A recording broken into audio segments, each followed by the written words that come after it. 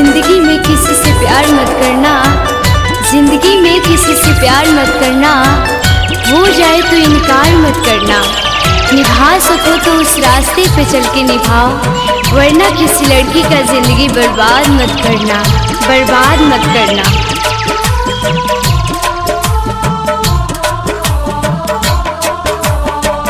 प्यार कइले बानी तोहसे भूल नहीं पाइब हो, जब ले रही सांस तब ले वादा निभाइब हो। तोहरे खातिर सीता सहातानी हो, हम बेवफा नहीं बानी हो, हम बेवफा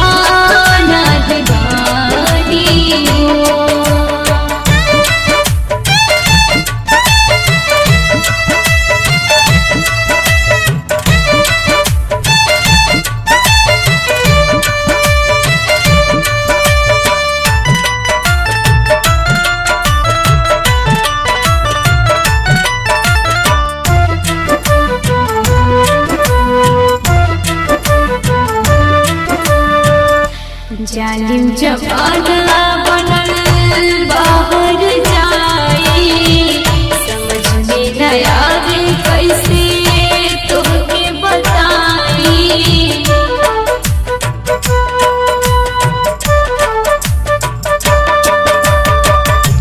जालिम जमाना बनल बाहर जाई, समझ में न आवे कैसे तोहके बताई। तुमसे एक मुलाकात चाहतानी हो,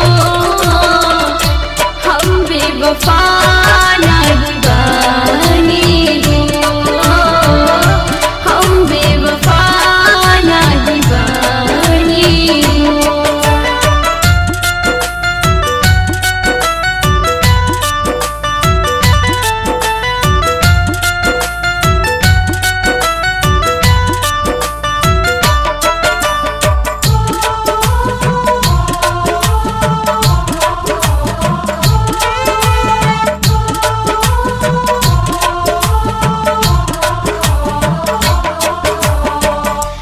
मरब या जियब अब नइखे परवाह हो, आज त सोझाई है आखिरी बचाव हो।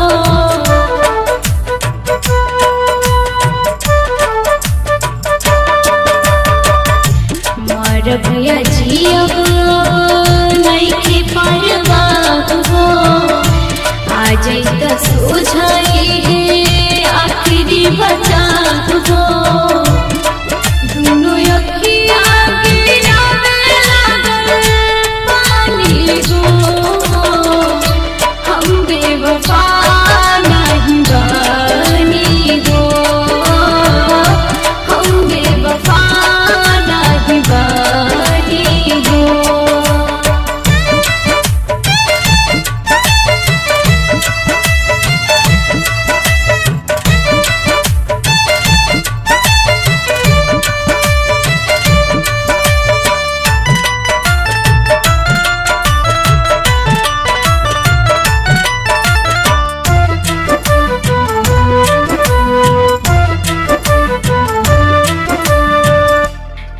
मत जाना सुना बाड़ी बिगाना, मिले खातिर आ जाता कोनो बहाना।